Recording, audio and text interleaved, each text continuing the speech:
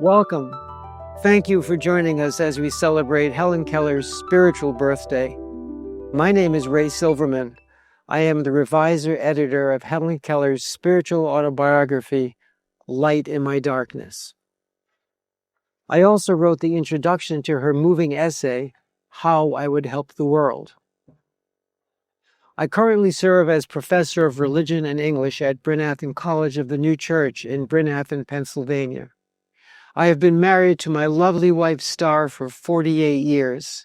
We have 7 children and 13 grandchildren. For those of you who can hear my voice, but may not be able to see the screen, I'm wearing a button-down shirt and a blue suit jacket. I'm an older gentleman with thick white hair, and right now I have a big smile on my face as I begin this talk titled, The Vision of Helen Keller. So here we go. The year was 1928.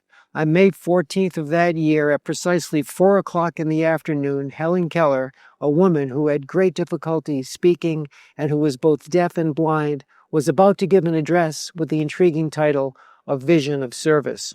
The place was the Church of the Holy City in Washington, D.C. The audience was a national gathering of Swedenborgians, people who described themselves as receivers of the heavenly doctrines of the New Jerusalem as given through the Lord's servant, Emanuel Swedenborg. In a moment, I will share with you some excerpts from that powerful sermon. But first, you may want to know something about Swedenborg and what he called the New Church, or true Christianity. Swedenborg was an 18th century scientist and theologian who wrote about the coming of a new church.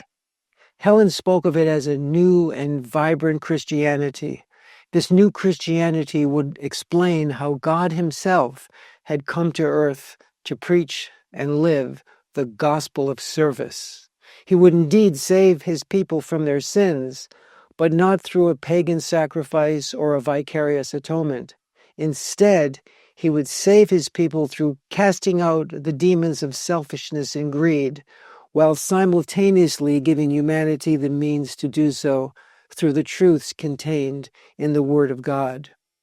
In addition, this new Christianity would demonstrate with unshakable authority how the gospel that Jesus preached was a gospel of love in action, and that true faith is not a mere belief, but rather a life of love and service. This was a loving, inclusive, action-oriented, rational Christianity that appealed to Helen's compassionate heart and brilliant mind. Helen had been reading Braille editions of Emanuel Swedenborg's theological writings since she was a teenager. During that time, she had become convinced that the new Christianity described by Swedenborg was the original, uncorrupted gospel that Jesus had preached. She therefore called it true Christianity and proclaimed with prophetic zeal that it would eventually cover the earth.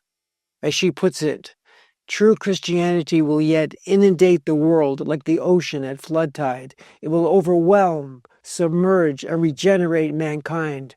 No manufactured barrier of warships, armies, or fortifications will stay the coming of these mighty waters. In her spiritual autobiography, published in 1927 when she was 48 years old, Helen spoke eloquently about her appreciation for Swedenborg's teachings. She said, "Emanuel Swedenborg's message has been my strongest incitement to overcome my limitations." And she added, "I plunge my hands deep into my Braille volumes containing Swedenborg's teachings and withdraw them full of the secrets of the spiritual world. Yes, the teachings of Emanuel Swedenborg have been my light and a staff in my hand, and by his vision splendid, I am attended on my way." The members of the Swedenborgian congregation in Washington, D.C. were excited to hear the words of their famous visitor.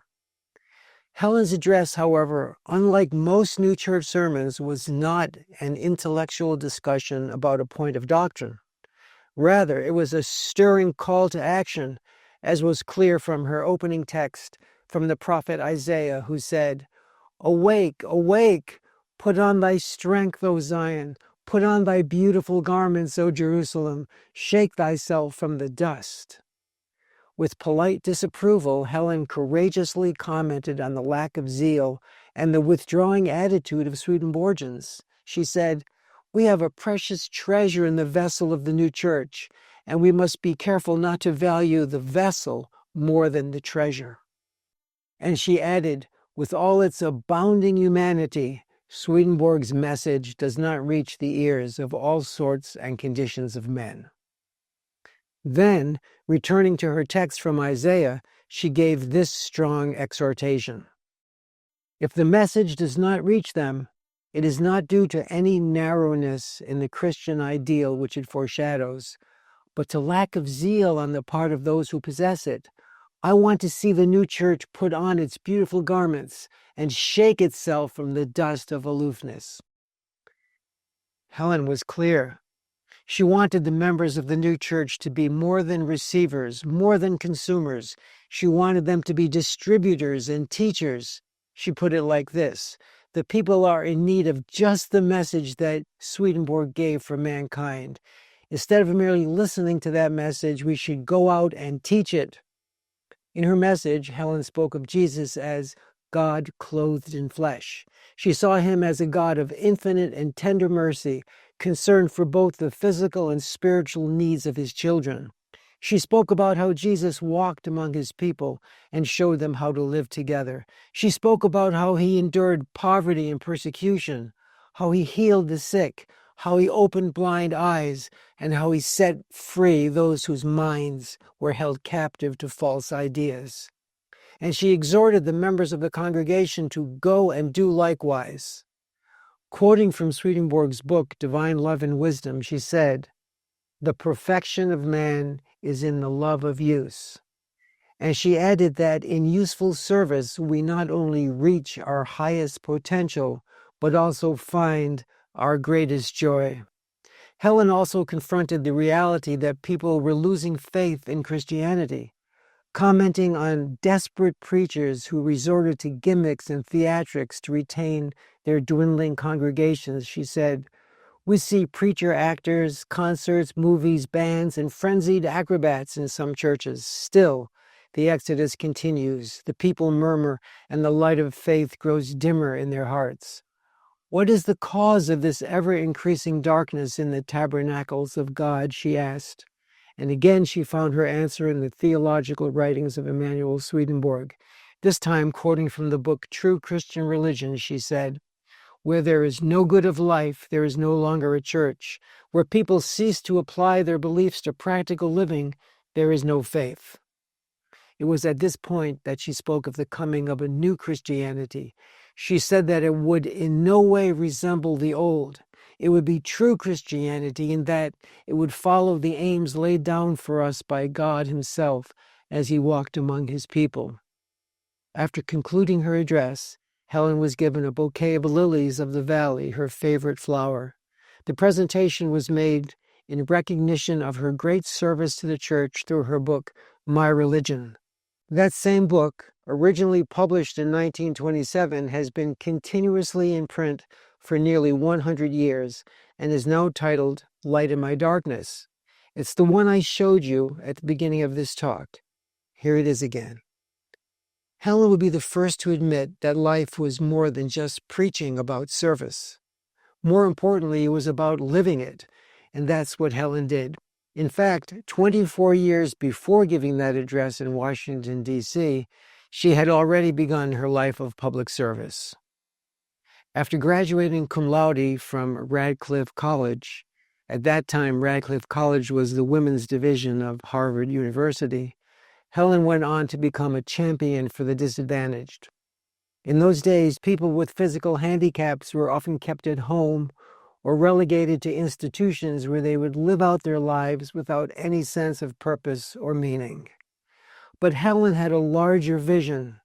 She traveled the globe 6 times, campaigning on behalf of the disabled. She spoke not only of their plight, but also of their promise and potential. She knew that all people, despite their disabilities, had within them untapped capabilities. She said, Once affliction was looked upon as a punishment from God, a burden to be borne passively and piously. People believed that the only way to help victims of misfortune was to shelter them and leave them to meditate and live as contentedly as possible in the valley of the shadow. But now we understand that a sequestered life without aspiration enfeebles the spirit. Helen's vision was large. It reached beyond the needs of the physically disabled and embraced all who suffered, whether it was from poverty or war or the injustices of governmental systems that favored some and excluded others. She worked tirelessly to end ignorance, racism, and economic exploitation. In an era when it was politically incorrect to do so, she upheld the right of workers to strike and of women to vote. She traveled to Hiroshima and Nagasaki, met the survivors of nuclear war, and felt their terrible wounds. When she touched the eyes of those who had been blinded by war, she said, "It felt as though I were administering a sacrament." Helen's vision of service was very large indeed, but she had an even greater vision, a vision which she spoke about in her introduction to the 1933 edition of Emanuel Swedenborg's book, True Christian Religion. In her eloquent, heartfelt introduction to that book, Helen spoke about the highest service she felt she could ever render to humanity. She said, "Were I but capable of interpreting to others one half of the stimulating thoughts and noble sentiments that are buried in Swedenborg's writings, I should help them more than I am ever likely to in any other way. It would be such a joy to me if I might be the instrument of bringing Swedenborg to a world that is spiritually deaf and blind." Helen Keller passed away on June 1st, 1968. 4 days later, a funeral service for Helen was held at the National Cathedral in Washington, D.C., and then a few days later, a separate Swedenborgian service was given in Helen's honor.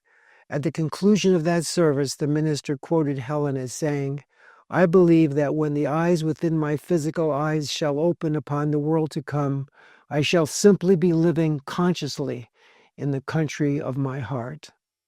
To conclude, it is my hope that this effort will in some small way help to fulfill what Helen saw as her greatest mission and largest vision, to be the instrument of bringing Swedenborg to a world that is spiritually deaf and blind. Happy spiritual birthday, Helen. May your wish become a living reality, and thank you all for listening. God bless.